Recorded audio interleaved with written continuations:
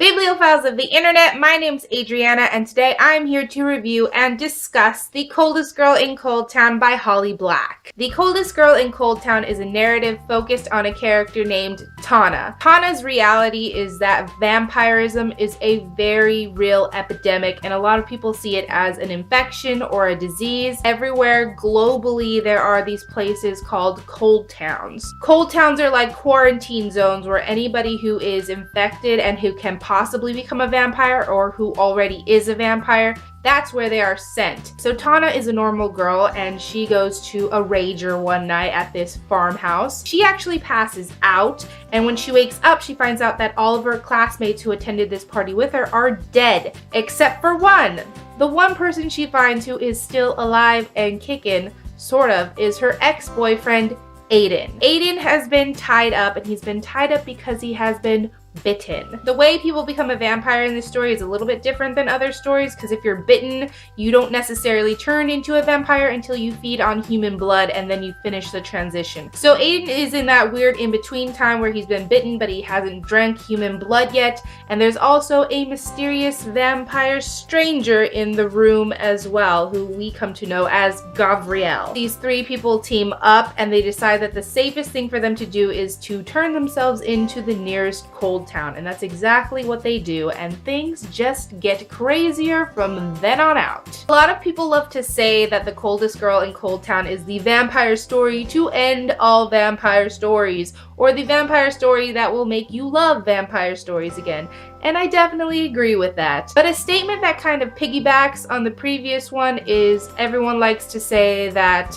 this is such a different vampire story. And people love to say that the way Holly Black writes vampires is just so different from the way that everyone else does, and it's like a revolutionary kind of story.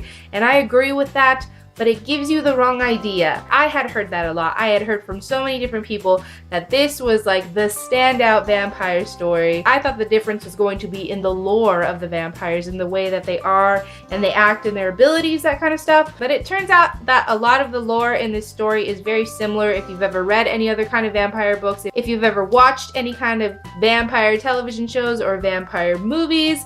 It's all in the same vein.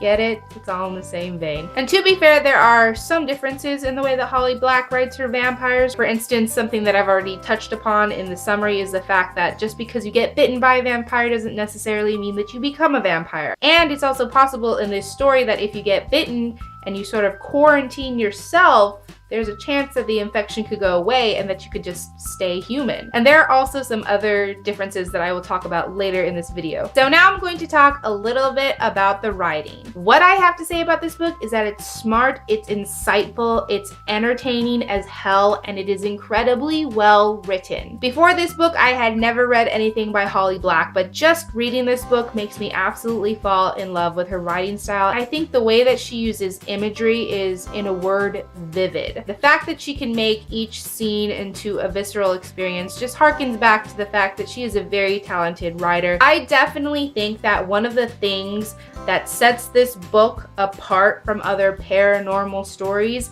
is its characters. So I'm going to talk a little bit about them now. I really came to love Tana, the main character. She is a study in Banfism. And don't get me wrong, Tana makes mistakes. She misjudges people. She is not perfect in any sense of the word. The fact that she perseveres, that she knows exactly who she is, that she does not allow other people to sway her from her beliefs, that she stands up for the person who she is, and she is not willing to change for anyone, is so freaking cool. And it's not that she's stubborn either. She goes through a lot of crap in this book. She goes through a lot of emotional changes in this book, but at her core, she knows exactly who she is, and she is not willing to compromise that for anybody, and that's why she has my utmost respect. And then we have Gabrielle, who is the main mysterious vampire guy thing. I have to say, when I was first introduced to Gabrielle, I wasn't really impressed because there is a lot about him that is what I like to call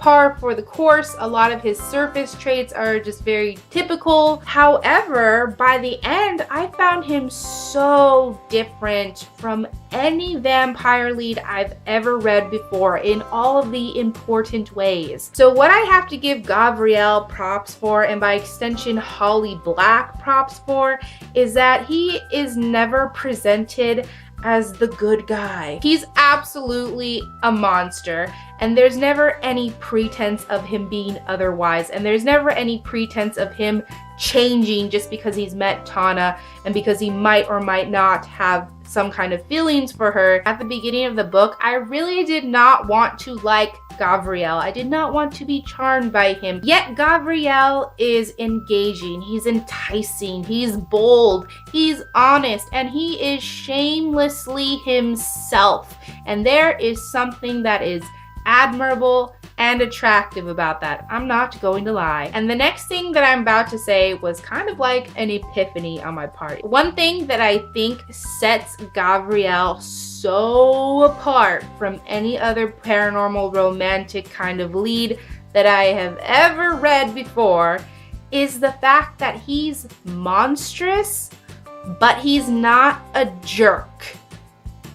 Can we just let that settle for a second? Just let it, yes. And I think that's what makes him a very complex character. That's what makes him one of those gray characters, because he has no notions of being good, yet he respects Tana and he treats her well. And I think he becomes an even more interesting character if we juxtapose him with Aiden. And Aiden is Tana's ex-boyfriend, which I kind of talked a little bit about. And the more you learn about Aiden, the more you learn about his and Tana's previous relationship, the more you can see that Aiden was more monstrous towards Tana when they were both humans and both in this relationship than Gabrielle ever is to Tana. And I think that's very interesting. So now I'm going to talk more about those concepts that are presented in the book that I think is what makes it different than any other kind of paranormal story. I think a key difference in this story that sets it apart from other vampire stories is the fact that Tana never romanticizes the idea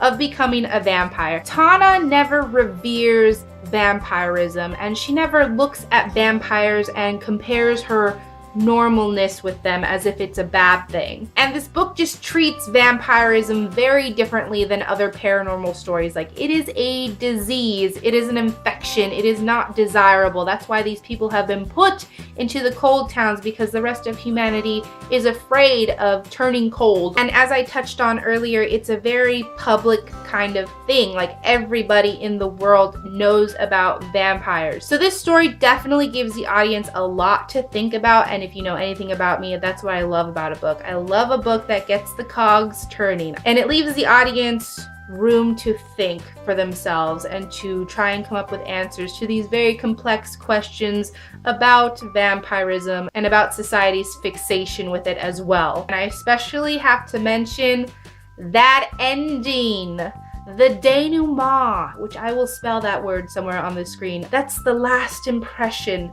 that the last word of the story leaves you with.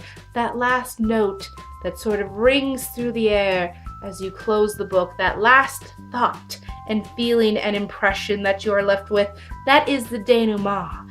And it was so good. I gave The Coldest Girl in Coldtown by Holly Black 5 out of 5 fantastic stars. And I have often reflected on what it means to give a book 5 stars.